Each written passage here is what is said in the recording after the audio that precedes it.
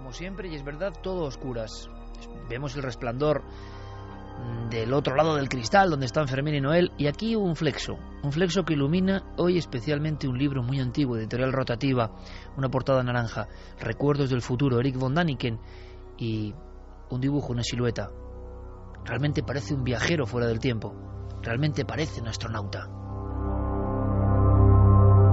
Pero un astronauta hace siglos, ¿es posible?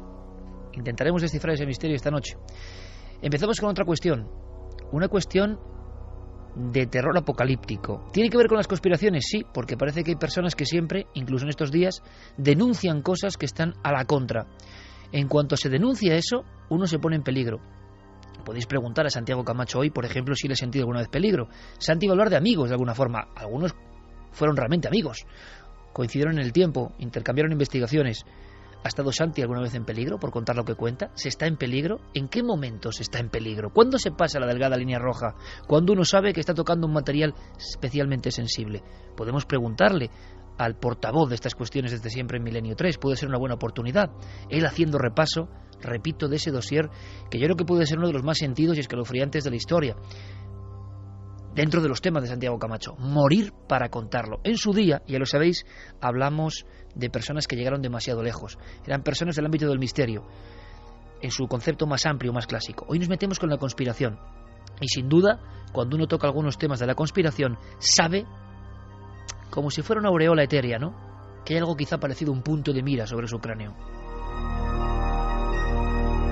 ¿Hasta qué punto es fantasía o verdad? Vamos a intentar descubrirlo. Líneas abiertas para preguntar también a Santiago Camacho, por supuesto. Pero como digo, siempre hay personas que se atreven a ir a la contra y con situaciones muy delicadas. Diego Marañón, compañero, buenas noches. Muy buenas noches, Iker, ¿qué tal? Ha ocurrido algo en Japón, ¿verdad? Algo importante, algo que se había, dicen, silenciado, y todos estamos, ojo, en peligro, lo vamos a entender, y de pronto alguien reconocido, pero que hace de conspiranoico en ese aspecto, pega un puñetazo en la mesa que ha dejado temblando, y no por seísmos precisamente, a todo el mundo en Japón.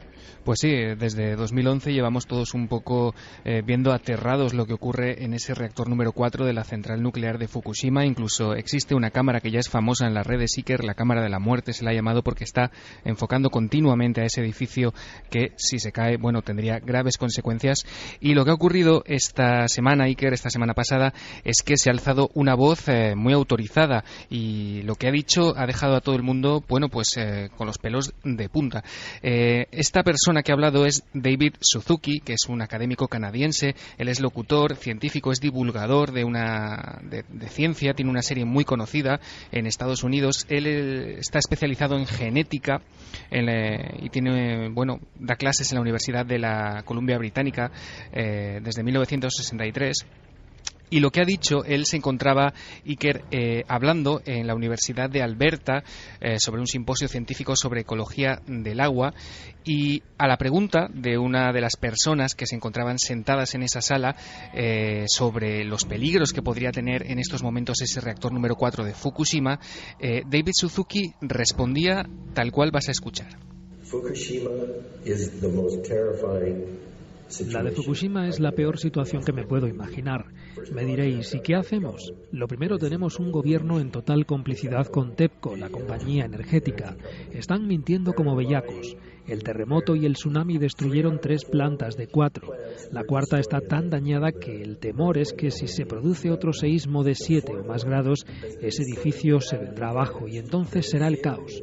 Y hay un 95% de probabilidades de que se dé ese terremoto de 7 o más grados en los próximos 3 años. No saben qué hacer.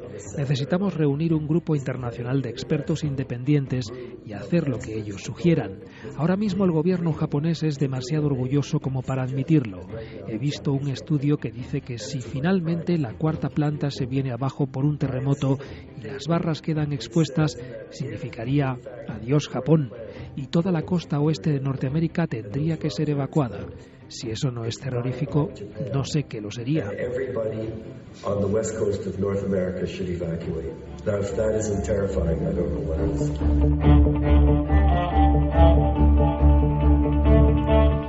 Acaba de hacer una pintura, pues como se hacía en el medievo sobre el apocalipsis, sinceramente.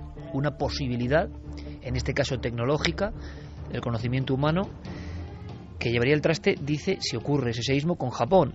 Y claro, en una sociedad como la de hoy, interconexionada a tope, que un imperio como Japón, a nivel económico, se venga abajo, y luego habla de la costa norteamericana siendo evacuada. Yo no sé cuál ha sido la repercusión general, pero esto da bastante miedo por parte de un científico, ¿no? Sí, bueno, el estudio que mencionaba Suzuki al parecer procede de la Universidad de Tokio, son los datos que él ha dado a conocer así a vuela pluma, y como tú dices, ha provocado reacciones desde varios organismos. Por ejemplo, ha hablado Malcolm Crick, que es el secretario del Comité Científico de las Naciones Unidas, sobre los efectos de la radiación atómica, y ha dicho, en pocas palabras, y para que lo entiendan nuestros oyentes, que aunque tiene gran parte de razón, es ciertamente algo exagerado hablar de, por ejemplo, la evacuación de la costa este de Estados Unidos y de los efectos que podría tener sobre Japón. Él dice que si se produjese un terremoto de 7 o más grados de la escala Richter, de lo último, es curioso, pero dice que de lo último de lo que habría que preocuparse sería de la radiación y más de los daños inmediatos que provocaría ese terremoto. Sin embargo, hay otras voces que sí que le dan la razón en gran parte de lo que dice. Por ejemplo, Marcello Pavan, que es un físico de la Universidad también de la Columbia Británica, está muy de acuerdo con lo que dice, e incluso dice que sí que es cierto que TEPCO y el gobierno japonés están en connivencia y que están mintiendo a la población mundial en este aspecto. Generalmente, en lo que concuerdan los demás científicos que se han pronunciado sobre las declaraciones de Suzuki, es que en lo que exagera en ese sentido es en la evacuación de toda la costa oeste, como te digo, de Estados Unidos y de Japón. Parece que los efectos podrían ser demoledores si se produjese ese terremoto, pero no hasta el punto que apunta Suzuki, citando ese estudio de la Universidad de Tokio. Diego, hasta dentro de un rato, compañero. Hasta luego. Pero aquí tenemos, en esta noticia, para que veamos que los temas perviven, que las estructuras de las cuestiones se repiten una y otra vez, el teorema de la conspiración en estado puro. Alguien, desde un conocimiento, habla de nos estáis engañando. Y mientras los demás, cloroformados, mientras los demás, teledirigidos, hacéis caso a un gobierno, sea cual sea, y a una compañía, yo sé que la verdad es otra. Y lo hace público. De alguna forma, este tal Suzuki en este momento se pone un poco también en peligro, en entredicho. Los peligros son diferentes, ¿no? Desde el descrédito académico, la crítica inmediata, cómo la idea se replica en otros como una respuesta. ¿Estás exagerando? Yo no lo sé, pero ¿cuántas veces en la historia se dijo estabas exagerando una cosa que luego era mucho peor? Es como si algunas ideas, y no porque haya personas que conspiren en concreto, sino generan una especie de adhesión inmediata, como si hubiese un miedo profundo, ¿no? Este tío no puede estar diciendo lo que está diciendo. Y ese se convierte ya en conspiranoico y a veces es marcado. Bien, es un ejemplo actualísimo. Pero Santi lo que ha hecho es recordar a compañeros, sinceramente, caídos en acto de servicio. Se arriesgaron tanto que dieron su vida para contar algo. Quizá no esperaban ese tributo de sangre, pero así acabó la historia. Y no son historias de ficción. Y además, la primera tiene que ver con un asunto que evidentemente está, y no es casualidad, y por eso lo hacemos también, en el punto de mira de muchos. 50 años JFK, la primera gran conspiración. El momento en el que el pueblo deja de confiar en los poderosos. El momento en que las personas empiezan a desconfiar de las actitudes de aquellos que les gobiernan. El momento en que todo el mundo cree que ha pasado algo más de lo que se ha contado. Mañana en Cuarto Milenio, dossier especial JFK a las 11:30. Por favor, si podéis, si os interesa, porque son esos temas que creíamos conocer, resulta que hay mucho más. Bueno, pues la primera persona que recuerda a Santi en esta especie de epitafio para el recuerdo eterno tenía que ver, cómo no, con la conspiración JFK. Pues sí, Dorothy Kilgallen era posiblemente una de las periodistas norteamericanas más brillantes de su generación. Durante 3 décadas, la de los 40, los 50 y los 60, prácticamente lo hizo todo. Tenía columnas que se publicaban en todos o en muchos periódicos del país de costa a costa, apariciones en radio, programas de televisión. Empezó siendo una periodista, lo que llamaríamos ahora una periodista del corazón. Ella era experta en Broadway, en esa milla mágica del teatro de Nueva York, y ella lo conocía todo lo que sucedía en Broadway. Los amoríos de las estrellas, los escándalos financieros de los productores, las angustias de los dramaturgos. Todo eso lo iba publicando en sus columnas, pero era una periodista de pura casta y dejó su impronta en el subconsciente colectivo norteamericano.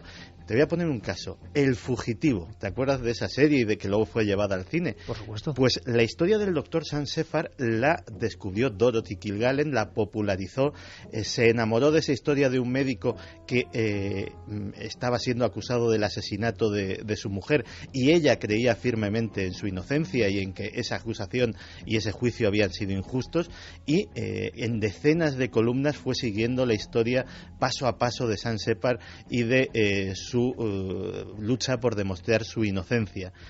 Otra cosa que todos conocemos, que sale hasta en la película El Padrino, las relaciones de Frank Sinatra con la mafia. Si no fuera por Dorothy Kilgallen, no sabríamos absolutamente nada de eso. Era la mayor experta en Frank Sinatra, habían sido muy amigos en una época anterior, hay quien dice que amigos muy íntimos, y luego más tarde pues empezó a sacar todas esas conexiones de Frank Sinatra con el crimen organizado norteamericano y sus escándalos con el Rat Pack, con sus amigos de Las Vegas, con los que bebía y cometía toda serie de excesos. Por tanto, hablamos de una persona dentro del mundo de lo frívolo que se va metiendo poco a poco en ciertos temas y que ya son temas espinosos. Pero entonces, ¿qué piedra tocó para morir para contarlo?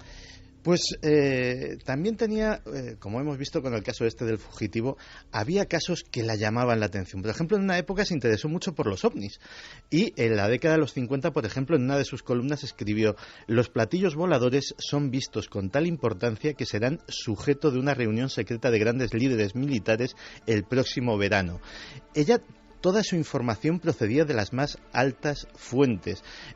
Nunca tuvo un juicio por libelo o un juicio que perdiese porque no pudiera contrastar, no pudiera demostrar delante de un juez la veracidad de sus informaciones, que siempre eran muy comprometidas. Hasta que en 1963 sucede algo el 22 de noviembre que conmociona a toda la población norteamericana y a ella también, que es el asesinato del presidente en Dallas. Y como mucha gente, como el fiscal Jim Garrison en Nueva Orleans, como muchos investigadores anónimos, empezó a ver que había piezas que no cuadraban y decidió centrarse en el único personaje que le era realmente accesible de lo que ella sospechaba que era toda la trama, que era Jack Ruby. Jack Ruby era el asesino de Lee Harvey Oswald, lo había asesinado cuando salía del parking de la comisaría de Dallas. Y el asesino, para que todo el mundo lo entienda, Santi, del supuesto único asesino de JFK. Exactamente, un conocido mafioso de la localidad que su versión oficial era que simplemente para evitar a la viuda de Kennedy pasar por el triste trance de tener que enfrentarse a un juicio del asesino de su marido, pues él expeditivamente había acabado con la vida de este. Pues nadie sabe cómo, porque a Ruby lo tenían prácticamente aislado. En la última época de su vida, cuando Ruby ya había sido diagnosticado de cáncer, Dorothy Kilgallen consigue introducirse en la prisión y consigue una entrevista privada con él. Una exclusiva tremenda que nunca publicó. Simplemente utilizó ese material, no se sabe si llegó a un pacto con Ruby de yo te lo voy a contar todo, pero no puedes publicarlo, tienes que encontrar la verdad por tu cuenta, pero eso inicia el pistoletazo de salida de una serie de columnas durísimas. De hecho, pone todos sus resortes de altas influencias en juego y, por ejemplo, se hace con un documento secreto, se hace con la declaración oficial de Jack Ruby ante la comisión Warren. Es interrogada por el FBI sobre cómo ha conseguido ese documento y sus palabras textuales son: antes de que el presidente Johnson sepa quién me ha dado esta información, prefiero morir. Mañana veréis las imágenes que son escalofriantes. Un individuo, Jack Ruby, se abre paso entre la multitud, llevan dos guardias al presunto asesino del presidente Kennedy, un tirador, una especie de enloquecido, Lee Harvey Oswald, se abre paso y con aparente facilidad pega un disparo en la tripa a Oswald, que cae prácticamente fulminado. Se ha hablado mucho de si le dejaron hacer, si le permitieron pasar. Ruby se convirtió evidentemente en un hombre que tenía muchos secretos también. Era como el ejecutor, el silenciador del hombre que quizá era cabeza de turco o no de una gran conspiración. Hablamos, por tanto, de una periodista, años 63, que se convierte en la principal defensora, quizá de la primera gran conspiración. ¿Qué le pasó? Pues, como te digo, empieza prácticamente a dedicar la mayor parte de su trabajo, sobre todo de su trabajo escrito. Ella también estaba, por ejemplo, participaba como presentadora en un concurso televisivo. Es decir, estamos hablando de una personalidad muy popular en la época. Pero sus columnas las empieza a dedicar prácticamente en exclusiva al caso Kennedy. Esas columnas eran tan incendiarias que los propios editores de los periódicos las censuraban. En aquel momento era perfectamente lícito y no era motivo de escándalo, digamos que iba en la profesión del periodista norteamericano, que llegase tu redactor jefe, llegase tu editor y te echase los párrafos que creyese convenientes de tu columna. Pero, bueno, dejan sin embargo entrever muchas cosas. Una de ellas es casi un vaticinio. Dice: esta historia no morirá mientras quede un verdadero periodista con vida. Y de momento somos muchos. A través de eso empezó a decir verdades muy incómodas. Empezó a hablar de las conexiones de la CIA con la mafia, de cómo la central de inteligencia estaba reclutando sicarios de la mafia para un posible complot para asesinar a Fidel Castro. Es decir, empezó a meterse en una dinámica que ya no era precisamente los escándalos de faldas de Frank Sinatra, sino cosas muchísimo más serias. Y es más, harta de que la censurasen en Estados Unidos, anunció que iba a publicar una serie de artículos en importantes medios de comunicación europeos.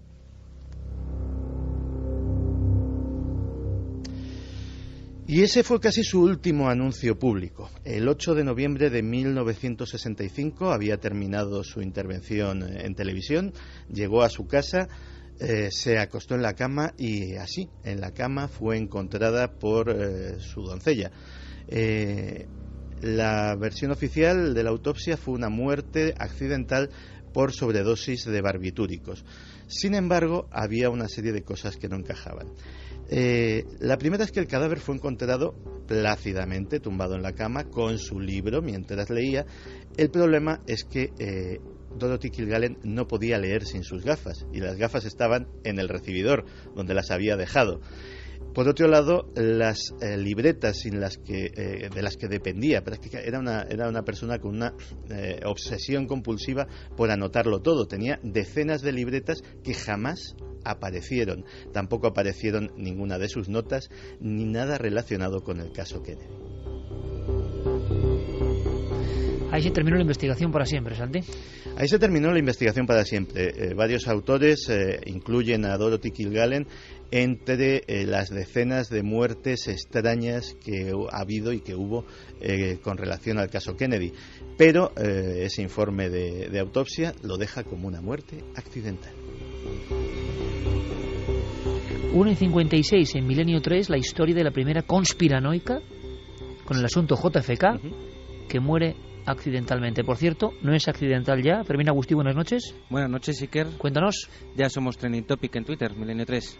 Fantástico.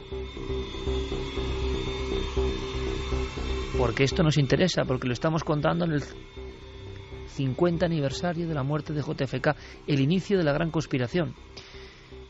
Y continuamos en esa cuestión permanente de preguntarnos por todo. Es más, aunque sea brevemente, porque estoy seguro que luego, Carmen, tendrás muchas preguntas para Santi también. Javier, ¿tú has sentido en alguna ocasión la sensación de que estabas metiendo el dedo en la llaga? Y eso que tú no has hablado muchas veces de conspiraciones como Santi, que luego tendría cosas que contarnos. ¿Has sentido la sensación de que eras incómodo para algunos poderes en algún momento?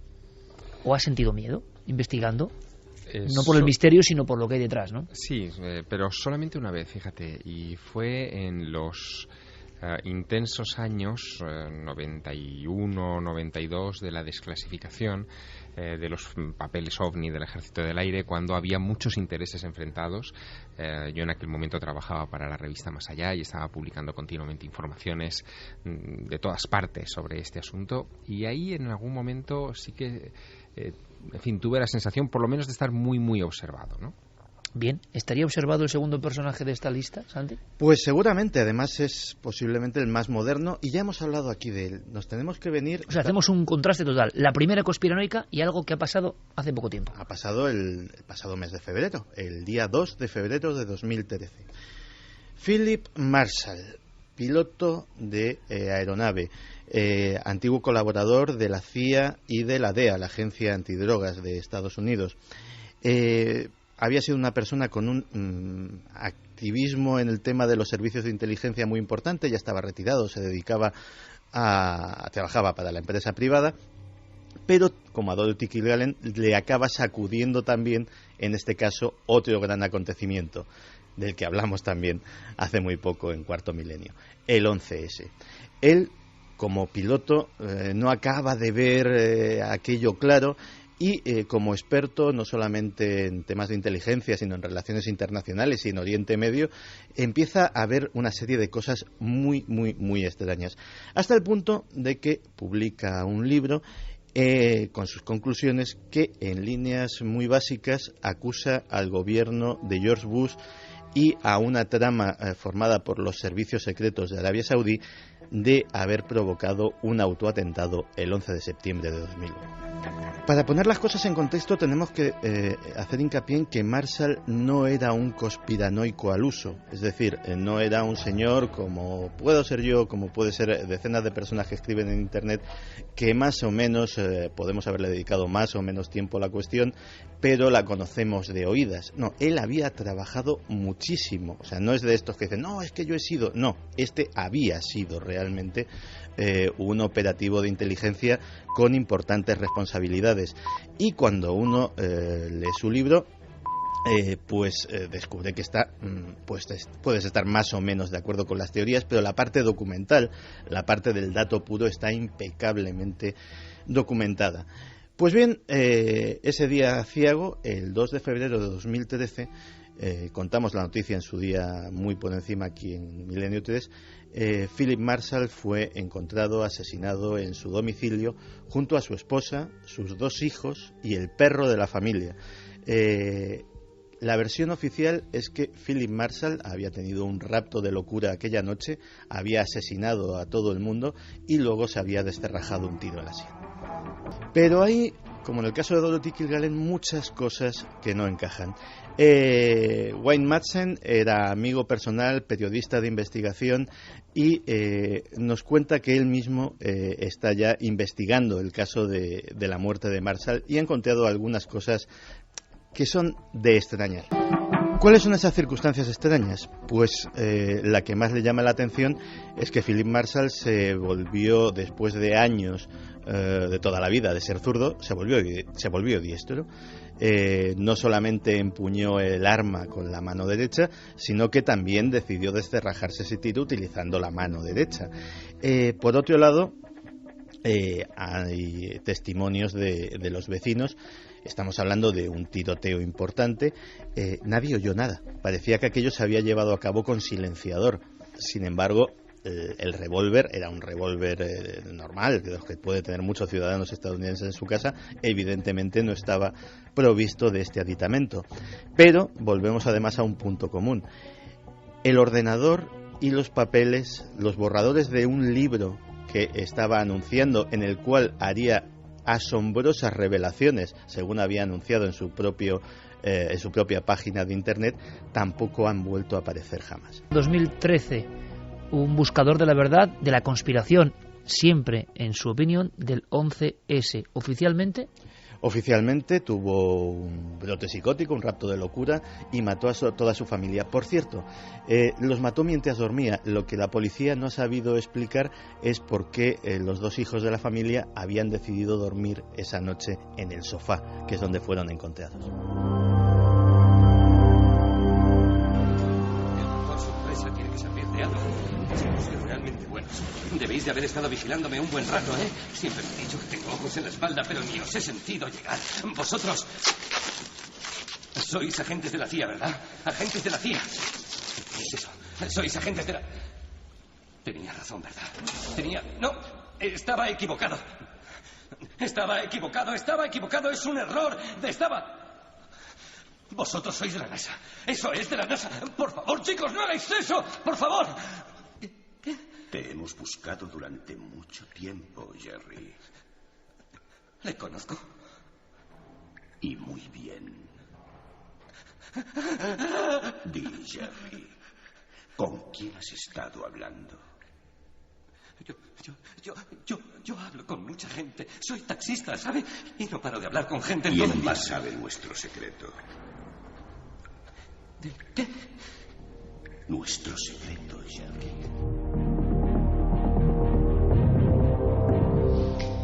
En la redacción, mientras hablábamos de este recordatorio, de cómo iba a estructurarlo Santiago Camacho, ha surgido una pregunta que espero que esta noche quizás Santiago pueda ahondar en ella, o la próxima semana, no lo sé, veremos. ¿Por qué tú no estás en peligro? Si es que no estás en peligro, ¿qué diferencia hay? ¿Qué tenían en común estos casos en concreto para que de pronto alguien apretara el gatillo, si es que fue así? ¿O hablamos solo de circunstancias casuales? ¿Realmente este Marshall estaba como unas maracas? ¿Era una muestra de lo que él defendía y por eso en un momento aniquiló a su familia? ¿O encaja todo demasiado bien? ¿Qué opináis vosotros? Carmen, ¿qué opina nuestro público? Pues hay muchas opiniones. Por ejemplo, Miguel Ángel Cabral dice, hablando de investigadores que se han metido en sendas oscuras y lo han dado todo por investigar y dar a conocer lo que descubrieron, tengo en mente a Andreas Faber-Kaiser, alguien por el que tengo especial debilidad por su carisma y su compromiso. Y que será recordado. Será recordado la próxima semana. La semana que viene hablaremos de personas que hemos conocido, de personas que habéis conocido vosotros y que di Javier, y de personas que he conocido yo. Beatriz nos dice, barbitúricos a lo Marilyn Monroe, qué casualidad. Bueno, es que alrededor de JFK, Santi no lo ha comentado y mañana lo ampliaremos en Cuarto Milenio, hubo más de 100 muertes de personas que habían sido testigos, directa o indirectamente, de algún hecho de todo lo relacionado con el asesinato del presidente. Y es muy curioso porque todos ellos murieron de 4 circunstancias: o de un repentino ataque al corazón, o de un accidente extraño, o de un cáncer fulminante, o asesinados o suicidados en extrañas circunstancias. 100 testigos, ni más ni menos. Mucha casualidad. Y esto sí que es tremendo. Da la sensación de que hay una sombra que se vertebra y que acaba con personas, si es que esto es así. Y ahí está la circunstancia. ¿Qué tienen que tener estas personas? ¿Llegar a la verdad? ¿Es el motivo principal? ¿Tienen un secreto que es demasiado importante? ¿Qué más indagan nuestros oyentes? JS Flechillas dice, a mí me resulta curioso que Marilyn, amante de JFK, muriera y poco después lo hiciese él. JFK mató a Monroe y se vengaron de él. Alexis So dice, la muerte de Yasir Arafat también fue una conspiración, envenenamiento o muerte natural.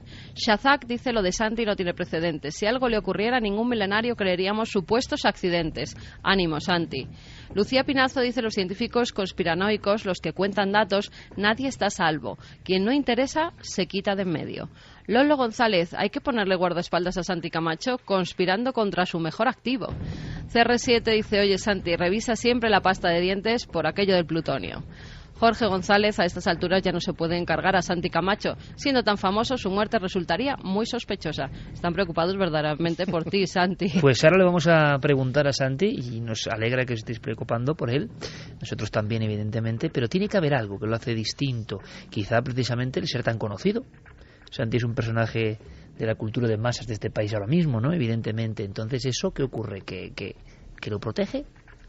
Pero hemos hablado de personas que también eran célebres. Luego responde, Santi, ¿te parece? Luego hacemos un interrogatorio muy personal. Por cierto, no os perdéis esta noche uno de los nuestros, ¿eh? La semana pasada, Santiago Camacho. No os lo perdéis esta semana. Santi, tercer personaje a continuación.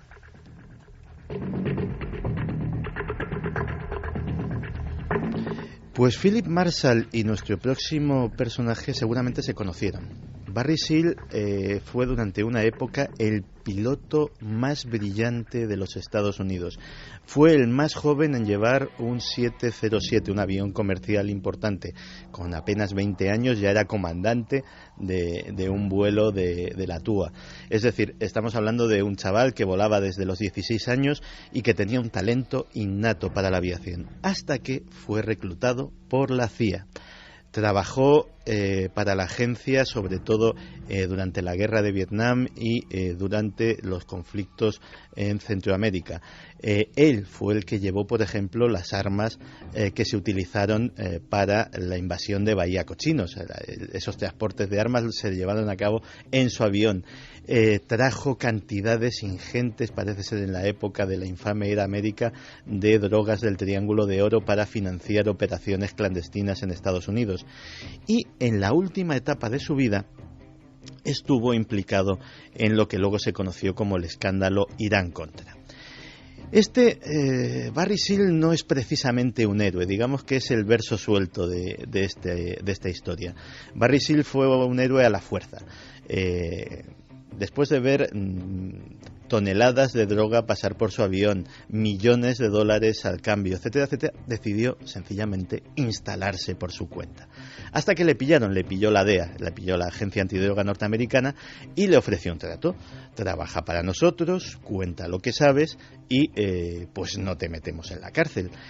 El problema es que sabía mucho, sabía demasiado. No solamente la DEA se esperaba encontrar con una persona que le iba a hablar pues de los negocios sucios del cártel de Medellín, que le iba a hablar de las redes de narcotráfico en Estados Unidos, pero Seal empezó a hablar de la CIA, de cómo se financiaban determinadas operaciones, de cómo se hacían operaciones para incriminar a los sandinistas en el tráfico de drogas, de cómo se pagaban con droga armas que se compraban para la contra nicaragüense. Y todo aquello pues no se podía consentir. La condena que obtuvo fue benévola, pero también fue su maldición. La condena que obtuvo fue sencillamente 6 meses de servicios sociales en el Ejército de Salvación. Pero había una salvedad. Mientras estuviera con el Ejército de Salvación, con esa ONG norteamericana, no podía tener escolta policial. Pasó apenas un par de semanas y uno de los días, cuando estaba aparcando su coche en el parking del centro, donde ayudaban pues a drogadictos, alcohólicos, indigentes, etcétera, etcétera, se acercó un hombre con un subfusil y los testigos dicen que lo único que hizo Barry Seal fue, en un gesto extraño, supongo que fruto del miedo y de la sorpresa, taparse los oídos para no oír la detonación que acabaría con su vida.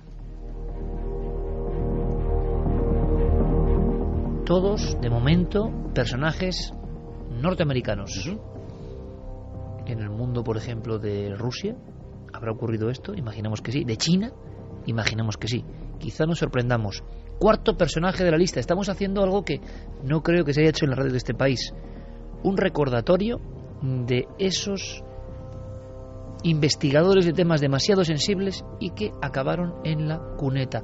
La mayoría de ellos con algún trabajo, alguna cuestión inacabada o robada. 4º caso. Pues el 4º y último de esta noche también es norteamericano, pero efectivamente, sobre todo últimamente en Rusia, hay mucho de eso.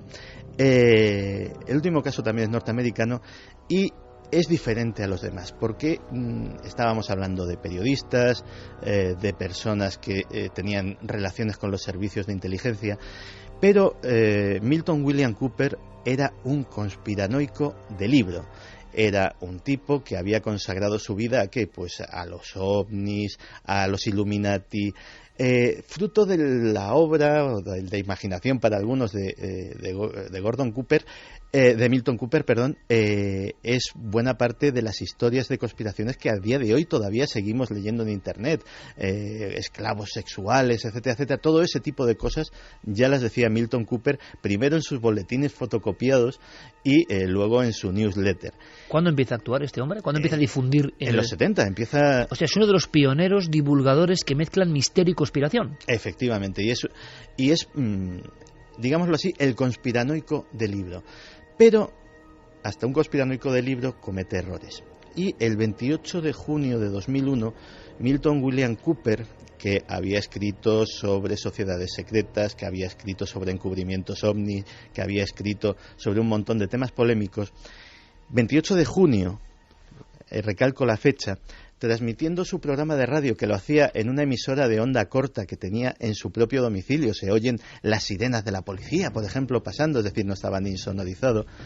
Transmitiendo con su radio de onda corta, en ese programa que solo escuchaban pues unos pocos incondicionales para los que era un referente. O sea, el ejemplo de lo que está pasando ahora mismo en la red. Muchas personas fieles, casi fanáticas de personajes, y me parece bien en el aspecto de que ahora cualquiera puede hacer su programa.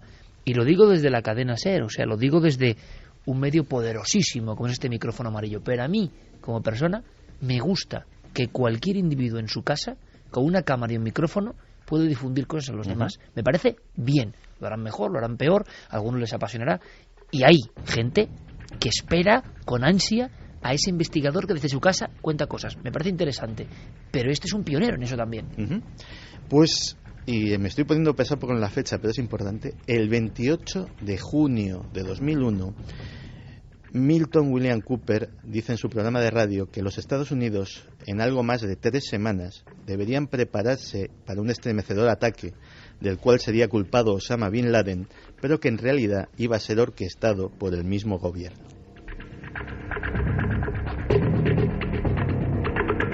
Esto lo dice en su radio de onda corta. Y está grabado, o sea, no he escuchado la grabación más de una vez y la verdad es que es estremecedor.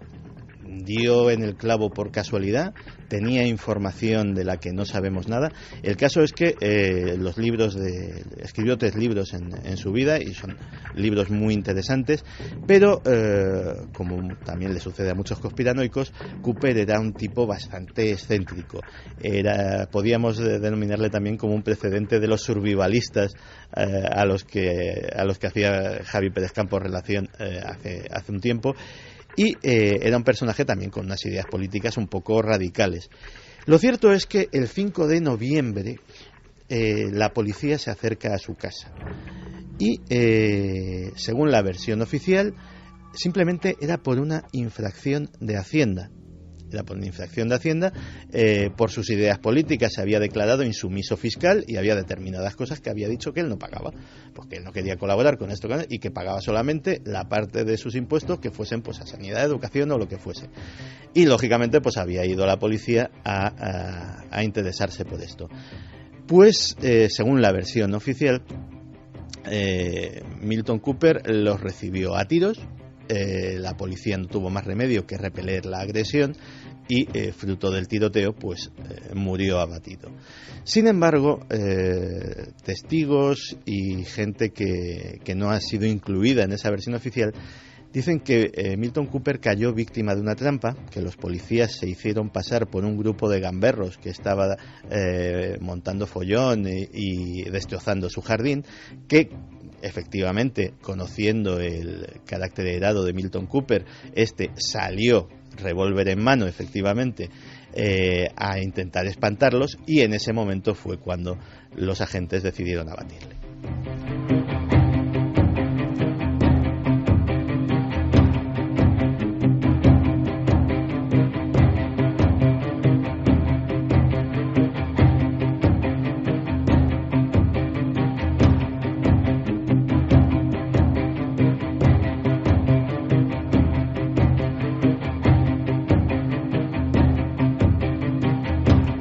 Ha ocurrido algo 2 y 16 minutos. Milton Cooper, personaje también relacionado con el 11S y muerto en extrañas circunstancias. Se puede pensar en casualidad, excentricidad, accidente, lo que sea, o que hay algo más. Y por qué unos mueren y otros que también han denunciado cosas no. Pero cuando está Santi enfrascado en esta historia, en recordarnos estos 4 personajes, Javier Sierra, eso sí, sigilosamente veo que escribe algo en un papel. Es este papel, ¿no? Os lo voy a leer. Solo hay una corta frase. Yo le conocí.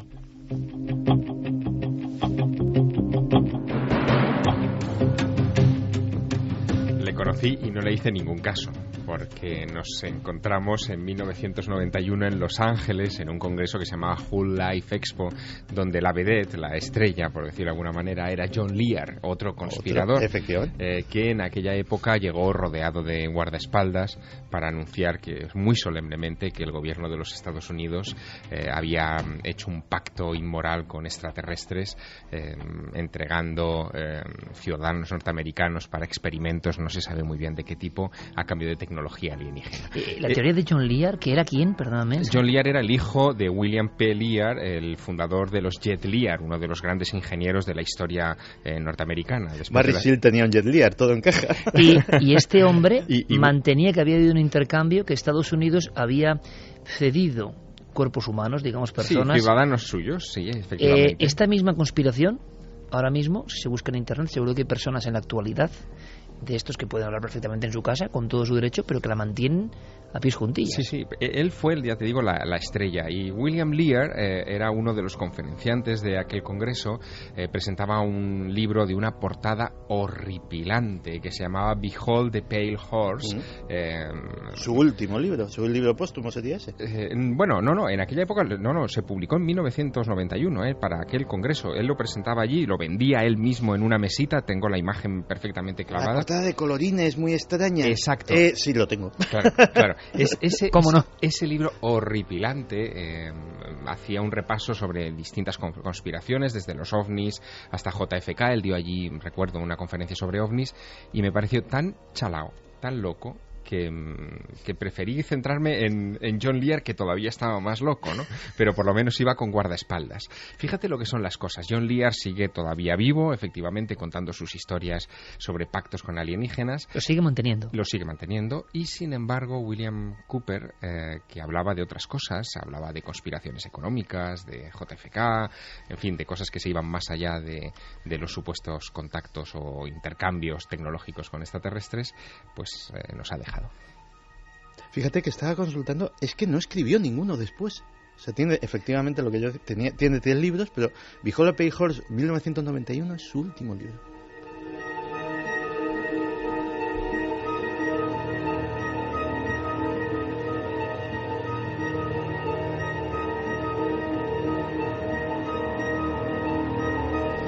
Dos y 20. Enseguida viajamos a lo más hondo y salvaje, ¿no?, del mundo antiguo, para penetrar en una cripta asombrosa que ha dado mucho que reflexionar, que pensar, que conjeturar.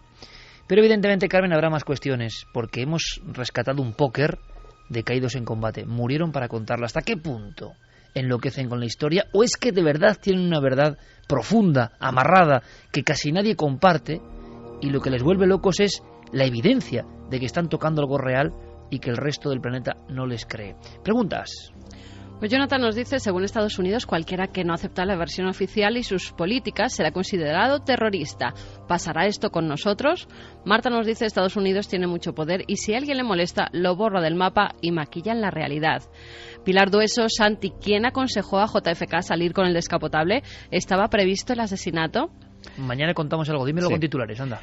No, digamos que ese descapotable se ha usado antes y después de JFK, es decir, era un coche oficial y era un coche perfectamente utilizable. Era la primera vez, de hecho, que se atentaba contra un presidente de los Estados Unidos. Lo que sí se le desaconsejó muchas veces es visitar Dallas. Dallas era considerada una ciudad muy, muy, muy hostil para Kennedy y a pesar de eso, él mismo insistió en ir. Bueno, tenían otro coche preparado porque los días anteriores hizo muy mal tiempo, pero justamente ese día salió un día totalmente luminoso, con sol, y decidieron que la gente le viera mejor en un descapotable, y por eso utilizaron el descapotable. Pedro Doña dice, buenas noches milenarios, hay mucha gente que no tiene escrúpulos para hacer cualquier cosa para lograr sus fines y luego no tiene reparos en acabar con la vida de los que intentan denunciarlos. Simplemente lamentable. Martín Copede, los periodistas que mencionan a Milenio 3 son estadounidenses, pero en Rusia tenemos como máximos exponentes a Ana Politkovskaya. María Martina dice, investigadores de temas sensibles que acabaron en la cuneta. Nada es casualidad. Sandra Fradera, teoría de la conspiración. Sería interesante hacer un seguimiento de todos los asesinatos con posterior suicidio del autor. Zonas, puntos en común de los asesinos, armas utilizadas, etcétera. Experimentos de control mental. Un momento, Carmen. Me cuenta Fermín, compañero. Buenas noches. Buenas noches, Iker. Tenéis ya el documento, ¿no? Ya está, el documento está en versión original, pero ya lo podemos escuchar. O sea, es la grabación, onda corta, en la que este investigador concreto, antes del 11S, habla de que va a ocurrir esto. En 3 semanas, ahora lo oirás. Escuchamos. It's because they're not trying, they don't want to. Osama bin Laden is their creation, and he is serving them well. I mean, is this some kind of incredible joke that people are so stupid they'll fall for this? And now we're being bombarded with messages that Osama bin Laden is planning to attack the United States of America and Israel. Let me tell you something. If he's an enemy of Israel and the Mossad can't find him, then this thing is the biggest joke that you ever heard of in your life. De hecho, un poco antes estaba diciendo que le extrañaba muchísimo que un reportero de la CNN se hubiera podido meter en la cueva de Osama Bin Laden, entrevistarle a él y a sus lugartenientes, y que todo el poder de la CIA y de los servicios secretos estadounidenses no fueran capaces de encontrarle. Esa era la introducción. Y efectivamente, pues luego comentaba. Pero este no es el que he escuchado. Claro, yo, por eso es que no está hablando exactamente de los atentados del 11S. No, esta no es exactamente esa grabación, pero la encontraremos, créeme. Sí, yo creo que hay que seguir con la búsqueda, si es que existe, porque a ver si nos encontramos con un mito real. Claro que habla de Osama Bin Laden, pero cuando ya estamos hablando de otra época incluso, es decir, no en el momento de las Torres Gemelas. Así que seguimos buscando y, por supuesto, las redes con Guillermo León, con Diego Marañón, porque a mí sí me interesa saber si este hombre realmente se adelantó al tiempo. Porque una cosa es convertirlo en leyenda y decir que ocurrió así, y otra cosa es tener los documentos y comprobarlo. Así que si podemos, a lo largo de la noche, aunque estemos con otros temas, sería muy interesante. Surgen ahí también voces de repente. Esto ha sido un extraño Esto era objeto sonoro no identificado. Lo que acababa de poner la grabación en mi ordenador, que lo tengo encima de la mesa, porque yo sí la tengo aquí. Perfecto. Pero otra cosa es pasarla por... Bueno, pues vamos a ver si podemos en un momento dado pasarla, porque sería muy interesante y perfectamente, a ver si podemos incluso traducirla directamente y podemos disfrutarla en la siguiente hora del programa, porque es un documento que sí que sorprende, ¿no? Que llama la atención. ¿Cómo es que alguien en un programa casero... Yo he escuchado esta historia, pero nunca he escuchado la grabación, así que a ver si a lo largo de la noche podemos escucharla. Más preguntas, Carmen. Entidad Oscura nos dice: yo creo que uno de los casos más famosos de persecución en la sombra es la de Bob Lazar. Montserrat Monclús, ¿cómo haces, Santi, para enterarte de todas esas cosas? ¿Sigues confiando en el género humano a pesar de todo? Saludos milenarios. Bueno, pues paramos aquí y concluimos este póker de ases, Santi, con una pregunta que imagino que está en la mente de muchos oyentes de Milenio 3 esta noche. ¿Tú te has sentido en peligro en alguna ocasión? Y si no es así, ¿qué te diferencia de esos otros personajes que estás comentando? No me he sentido en peligro real. Tal vez cuando escribí el libro sobre neonazis, pues lógicamente pues hubo gente que no es de talante muy conciliador, que se sintió molesta y que uno pues podía tener más o menos cierto miedo por su integridad física, pero realmente no creo que me suceda algo así. Los que nos dedicamos a esto y los que hacemos denuncias de temas, llamémoslo así, de conspiración, tenemos que ser conscientes de que, vale, hacemos un servicio a la comunidad y contamos cosas que no cuentan otras personas, etcétera, etcétera, pero también hacemos un papel de tontos útiles. Hacemos un papel de tontos útiles al sistema. Porque un día Santi Camacho se mete con una gran multinacional, otro día se mete con la industria farmacéutica, otro día se mete con la CIA y otro día se mete con los servicios secretos rusos, por poner un ejemplo. Y no pasa nada.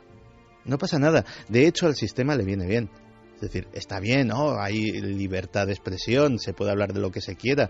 Hay tipos incluso que se atreven a denunciar estas cosas. Si te fijas, estas 4 personas y las 4 que vamos a mencionar la semana que viene son diferentes en una cosa. Se centraron en un tema. Mordieron una presa como un perro de caza y no la soltaron. Y esa presa, lejos de estar indefensa, tenía unas garras muy afiladas. Y se revolvió y acabó con ellos de un zarpazo. O sea que en tu mundo, Santi, la hiperespecialización puede ser peligrosa, ¿no? No sé, vamos a ver, fíjate, un periodista de investigación, afortunadamente todavía vivo, me dijo una vez algo muy parecido a lo que acabo yo de decir. Me dijo, mira, un día todos, o casi todos los que estamos en esto, nos encontramos la historia. Y sabes que es la historia cuando empiezas a tener miedo por tu vida. En ese momento ya sabes que es la historia.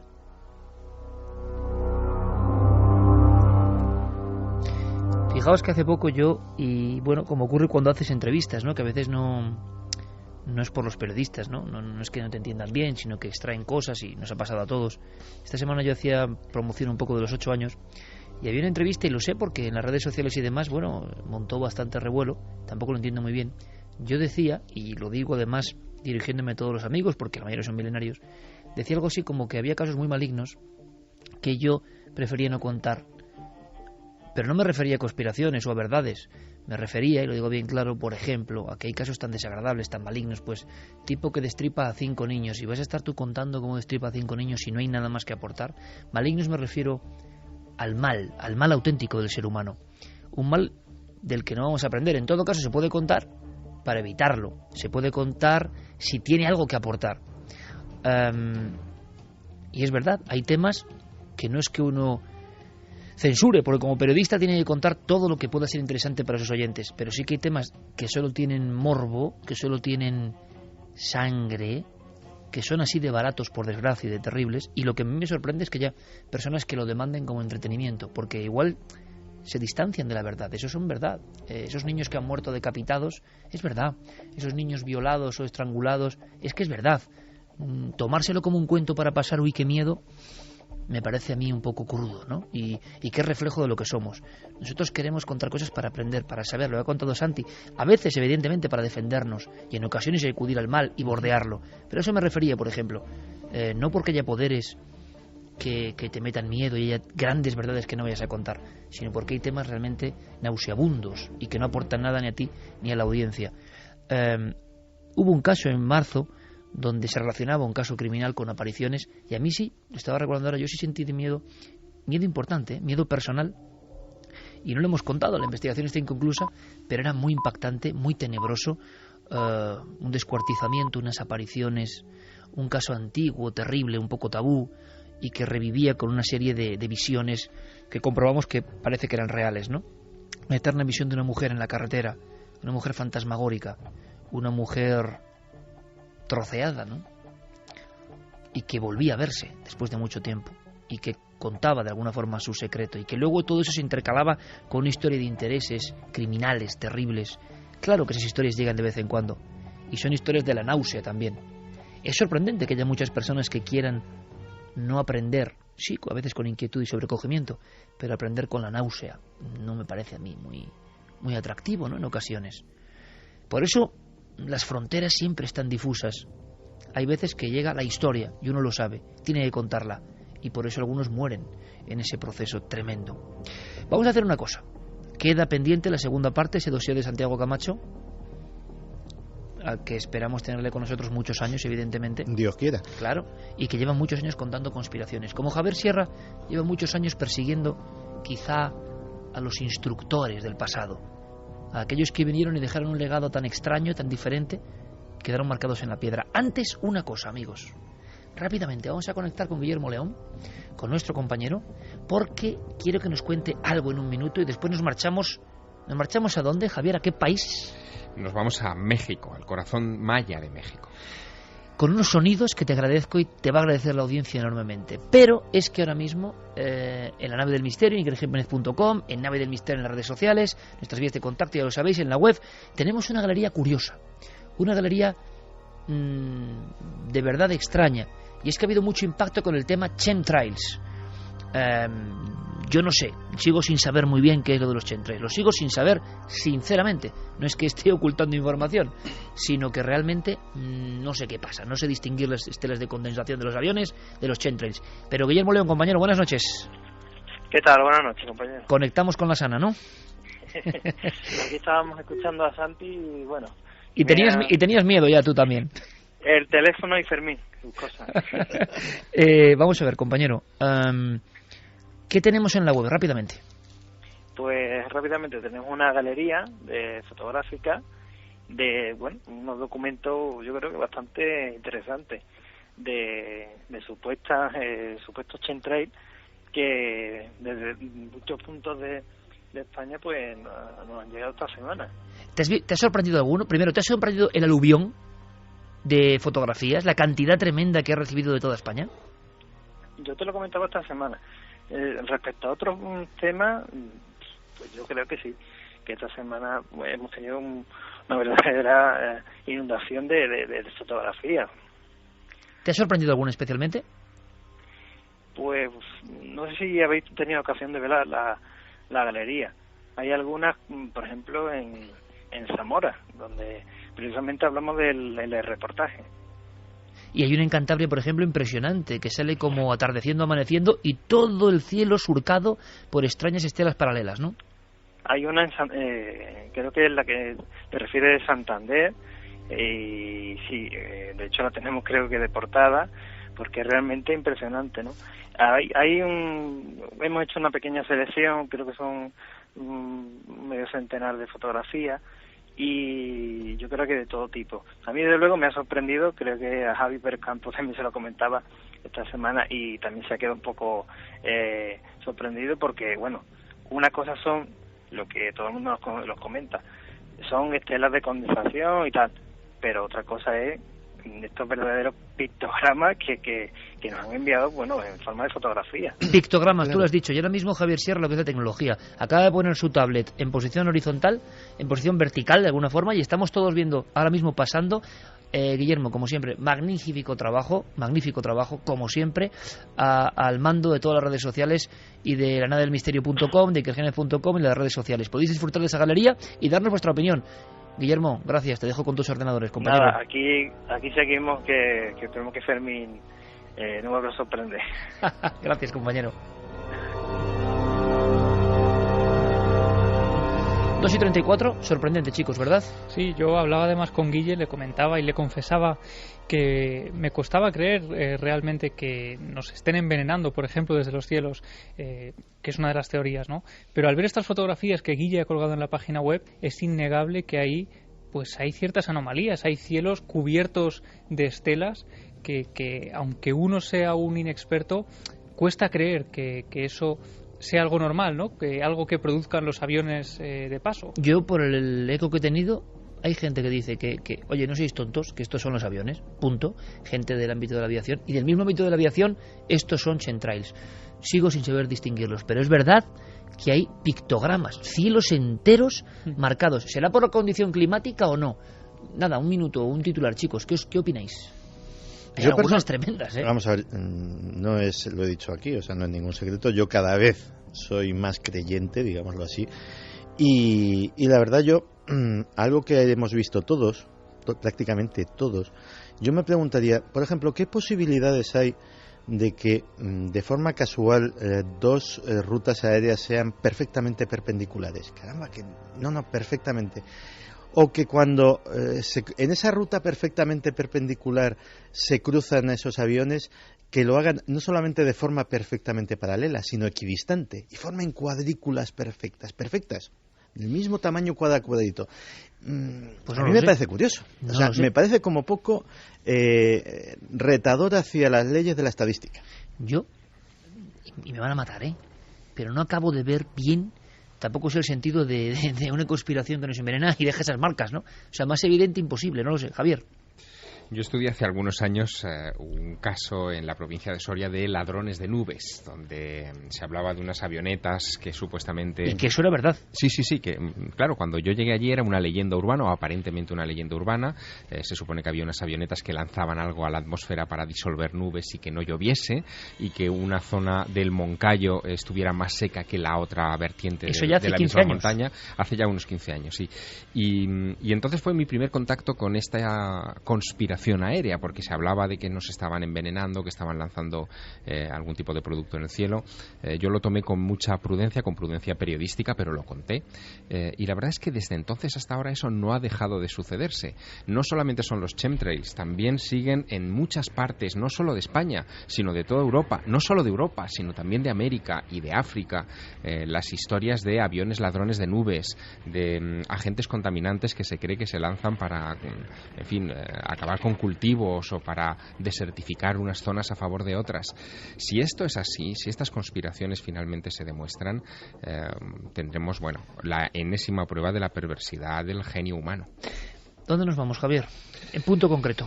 Bueno, nos vamos a ir ahora mismo a Palenque, en México, quizá el santuario maya más importante que tiene ese país. ¿Quieres que escuchemos un documento y ahora, después de escucharlo, nos cuentas qué estabas viviendo ahí?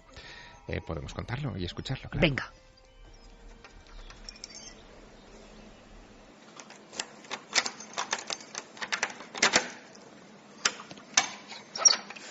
Bueno, esta es la puerta del templo de las inscripciones. Así es. El arqueólogo Alberto Ruz Lullier, cuando empieza sus excavaciones aquí, en el 48, él empieza en el 48 a trabajar aquí. Lo primero que hizo fue liberar las galerías porque había varias piedras que habían caído de la techumbre. Se dedica a quitar todo el escombro, a liberar estos espacios, a consolidar toda la parte de afuera y realmente hacer trabajos de estar la tapa. Ahorita nosotros, voy a abrir, nos vamos a pasar del otro lado para que vean el tiro de la escalinata de la cual vamos a bajar. Son 2 tiros de escalinata, la primera baja, llega a un descanso, la segunda hace una vuelta, baja otro tramo de escalinata y vamos a llegar a lo que es la cámara. Aquí, como ya vieron en los otros edificios, está muy húmedo, hay que tener cuidado. Lo que yo les sugiero siempre a la gente que me ha tocado bajar con ella es bajar de lado, no llevar nada en las manos que se vayan a resbalar algo para que puedan sujetarse, agarrarse.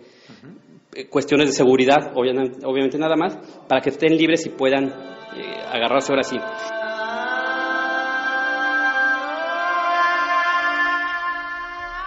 Con emoción escuchabas el resonar de la apertura del templo de las inscripciones. ¿Cómo conectar con todo nuestro público y hacerles saber lo importante que es ese lugar cerrado durante muchos años?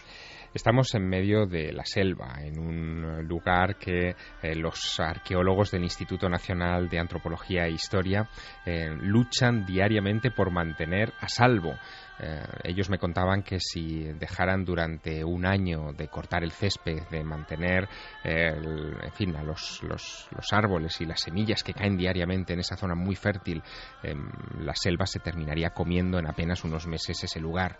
Ese lugar fue encontrado ya hace bastante tiempo por españoles en el siglo XVIII, los mandó Carlos III cuando estaba en Europa la fiebre por Pompeya.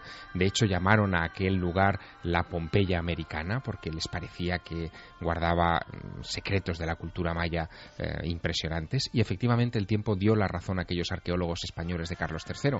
Efectivamente, en ese lugar existen las claves para descifrar el mundo maya, el oscuro y extraño mundo maya. Pues bien, el caso es que este templo de las inscripciones fue objeto hace ya unos años, en 1952, de un asombroso descubrimiento arqueológico. Alberto Ruz Lullier, este hombre que mencionaba mi guía, que era el arqueólogo Benito Venegas de ese Instituto Nacional de Antropología e Historia, Alberto Ruz Lullier descubre este foso de una manera muy peculiar.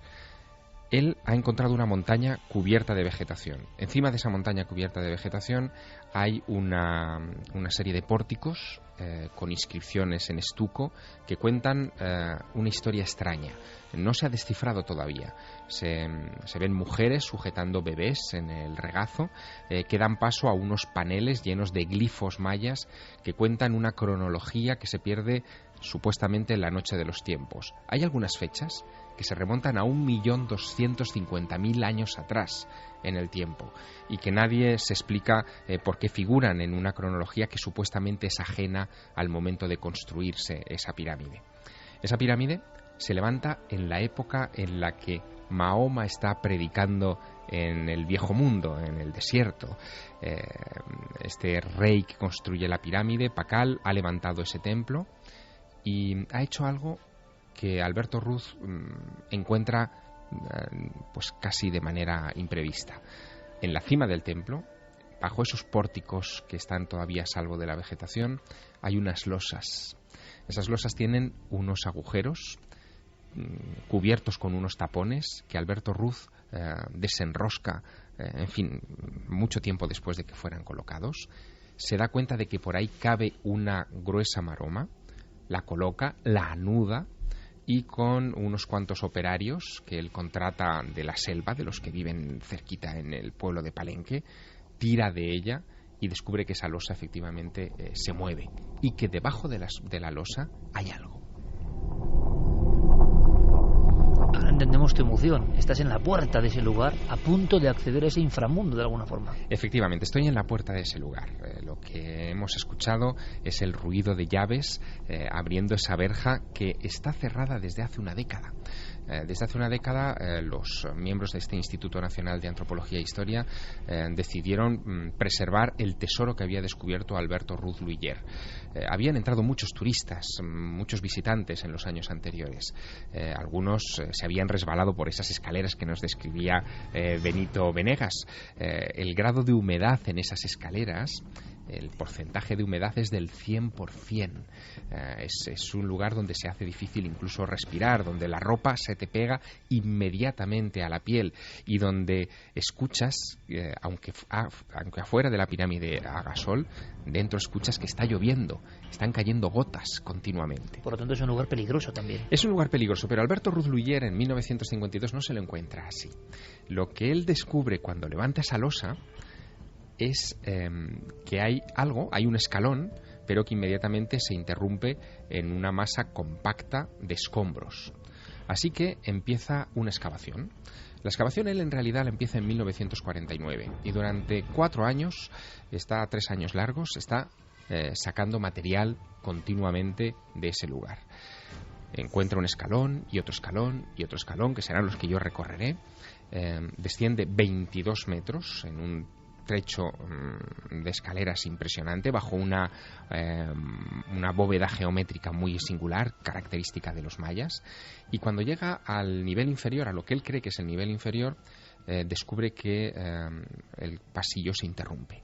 Hay una pared perfectamente sólida que entiende que es el fin de su aventura. Aquella escalera no conduce a ninguna parte, pero hay un operario que se da cuenta de que hay un hueco en ese muro y deciden probar suerte y picar. Pican, encuentran que el pasillo continúa. Detrás de ese pasillo encuentran una caja, una caja que tiene 1 metro por 1,40 metros más o menos de dimensiones. Es una caja de piedra y al abrirla descubren dentro Iker la primera sorpresa. Hay 6 cuerpos humanos sacrificados, 5 hombres y una mujer, con los huesos cubiertos de cinabrio rojo.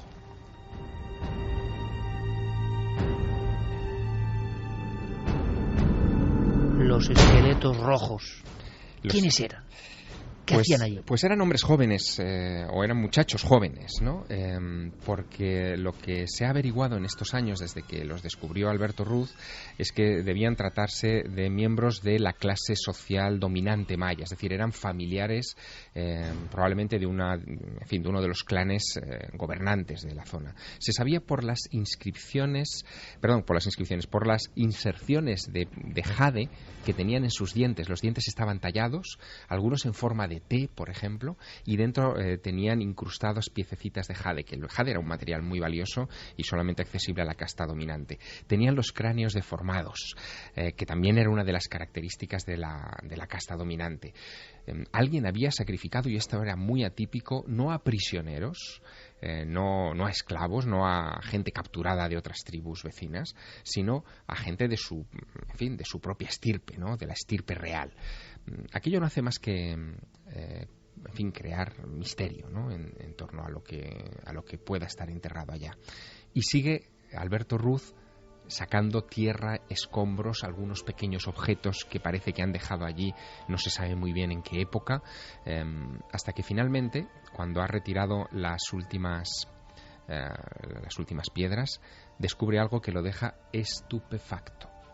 Hay una puerta al final de aquel recorrido, pero no es una puerta cualquiera, es una puerta triangular de 2 metros de alzada, que parece sellar el acceso a una cámara o a algo que nadie ha visto todavía.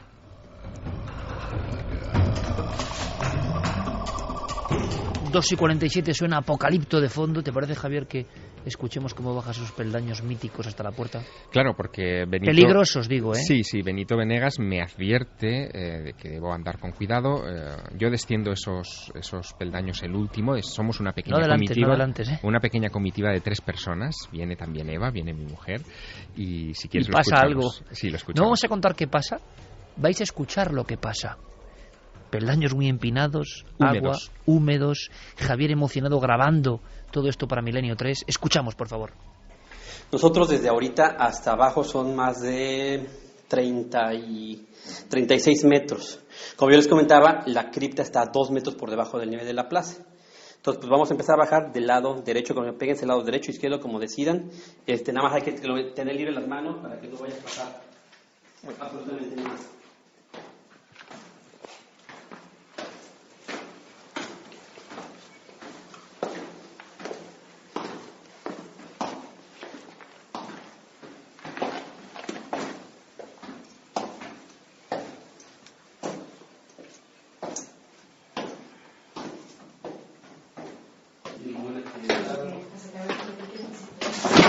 Javier, por Dios. Hemos escuchado a Eva diciendo Javier, por Dios, y un tremendo batacazo. Te rompiste la crisma, amigo. La verdad que casi. Carmen se está riendo, la estoy escuchando. Sí, Carmen disimula muy mal siempre. Eso me recuerda mucho a los tortazos que nos metíamos en las cuevas cuando estábamos grabando. No hubo uno del equipo que no se salvara de pegarse un culetazo, porque realmente es verdad que en sitios con humedad y que tienes que bajar muchos escalones te puedes meter unas leches impresionantes. Aunque sea ponerle un poco, porque el momento es tremendo, pero puedes no recuperarme solo el fragmento final, porque es como un suspense. Estamos acudiendo hasta esa puerta triangular. Estamos bajando y esas cuéntame escaleras. lo que pasa, Javier. Último fragmento. Claro, hay que mantener el tipo en esas circunstancias. Javier, ¿no? por Dios, la pobre Eva. Y Javier le dice luego, como callando, que aquí no ha pasado nada, que no me ha visto. Es la eterna imagen de no pasa nada, pero lágrima en el ojo del dolor, ¿no?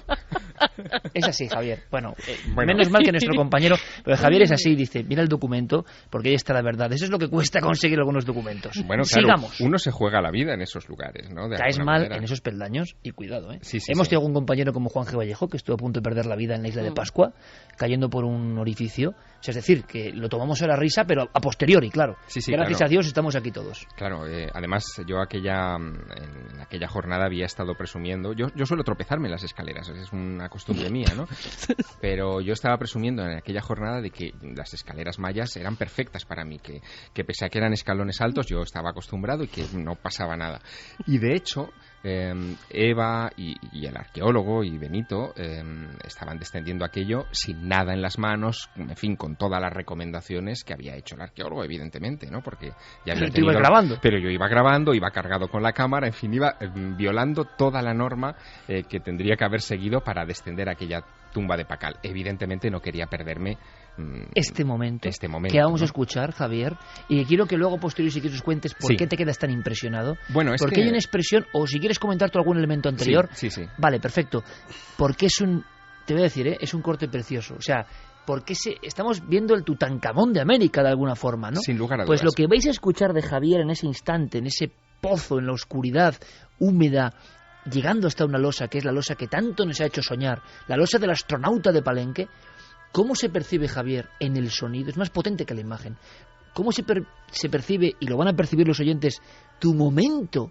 Es que yo te estoy viendo abriendo los ojos diciendo, bueno, ¿qué es esto? Hay que explicar que hemos descendido ya ese primer tramo de 22 metros y después el último que completa la bajada hasta 36 metros.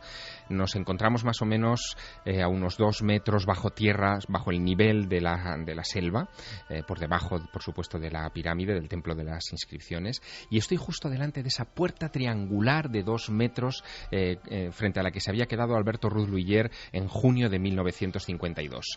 Esa puerta que él trata de vencer con unos garfios para abrirla y para ver qué es lo que hay detrás. Es una situación inédita. Nunca se había encontrado un pasillo dentro de una pirámide en México que descendiera a esos niveles. Jamás. Era la primera vez. Algo único. Exacto, era la primera vez que se producía algo así. Cuando yo recorro el camino de Alberto Ruz Luiller hasta esa puerta, me encuentro con que esa puerta evidentemente ya está abierta y detrás hay una verja. Es una última verja. Una verja que en un principio se me había dicho que no se me iba a abrir, que era un lugar que estaba sellado, que, en fin, era poco más o menos que el gran Santa Santorum de la cultura maya, pero que finalmente se me abre y se me permite echar una ojeada y entrar en esa habitación sagrada. Y el momento es este. Yo quiero que ahorita pasen ahí, suban y vean lo que es la cámara funeraria. Que hagamos el mismo acto que hizo en 1952 Alberto Ruz cuando descorrió esa puerta triangular que parece sacada de un libro de ciencia ficción, ¿no? Exactamente, pero aquí les voy a abrir la puerta para que sea exactamente como fue el que vio, sin ningún obstáculo visual, lo que él pudo ver. Pues abre primero la puerta y nos asomamos después. Voy a ver primero la puerta para que así cierren los ojos, caminen y vean y los abran y queden completamente impactados. Perfecto, lo hacemos así. Esperamos.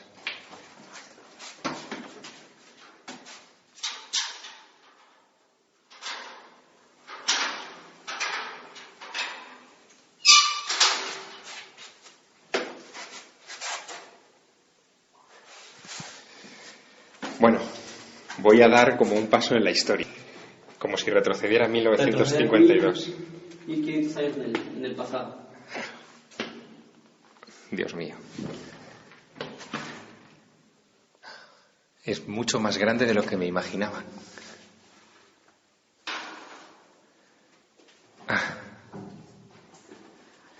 Realmente es quedarse sin palabras, ¿eh? Dios mío, es quedarse sin palabras. Y yo hablaba de un libro en naranja que se llama Recuerdos del Futuro, que lo compró un niño de 11 años llamado Javier Sierra en Teruel, su de Teruel natal. En la portada, el astronauta de Palenque. Se le aparecía ahora, hace unos días. Y quizá por eso esa fascinación, ese momento que habéis vivido en la radio, en Radio Auténtica, porque ahora, estoy seguro, millones de amigos han descendido con Javier Sierra, con la fuerza del sonido, la fuerza de la radio, hasta esa cripta que esconde un gran secreto. Un secreto por lo que pone en la losa y por lo que hay debajo de la losa, que sería difícil resumir, pero tú eres capaz, Javier. Bueno, es un secreto que tiene unas dimensiones muy concretas, casi 4 metros de largo, 3,8 metros de largo por 2,2 de ancho.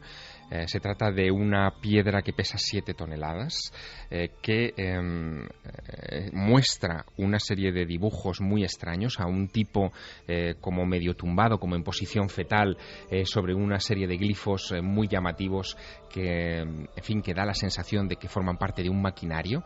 De hecho, comprendo, estando delante de la losa, por qué en los años 60 todo el mundo que descendió a la tumba de Alberto Ruiz Luyer veía una cápsula de la NASA, porque el personaje está encorvado de la misma manera que están los astronautas de las misiones Apolo, de las Gemini o de las Mercury. Es absolutamente la misma posición, pero en aquella época, cuando Alberto Ruiz descubre la losa, lo que ellos creen es que se trata de un maya que está en un altar de sacrificios al que se le va a arrancar el corazón. Esa es la primera interpretación oficial que se le da. Después vendrá la visión de Alexander Kazantsev, un soviético que ve una reproducción en la prensa soviética de la época de esa losa y que él cree identificar con un astronauta. Después vendrán los franceses que dirán que está manejando unas palancas que le recuerdan fíjate qué cosas, el provincianismo temporal, a la palanca de cambios de un 2 caballos, de un Citroën 2 caballos. Después vendrá Eugenio D'Anjans, mítico, en 1967, donde habla de una cápsula espacial tipo Mercury, de un misterio de 10.000 años. En fin, se le fue el cómputo en el tiempo absolutamente. Y después Recuerdos del Futuro, 1968, Erich von Däniken. Fue el hombre que acuñó el término astronauta de Palenque y fue el hombre que hizo que millones de personas fueran a ese lugar remoto de Chiapas, de la selva, donde no es fácil llegar, donde las carreteras todavía siguen siendo difíciles, para ver solamente esta losa que a mí me obsesionó desde aquellos 11 años y que pude ver estos días atrás. Tenemos apenas minuto y medio, hemos viajado en el tiempo. ¿Quién está ahí debajo, Javier? Bueno, ¿qué sabemos? Ahí debajo está Pakal. De hecho, yo pensé que los restos no estaban ahí y, sin embargo, el arqueólogo Venegas me hace esta ultimísima revelación. Los restos de Pakal todavía están aquí. Está aquí Pakal. Aquí está Pakal. Los restos óseos.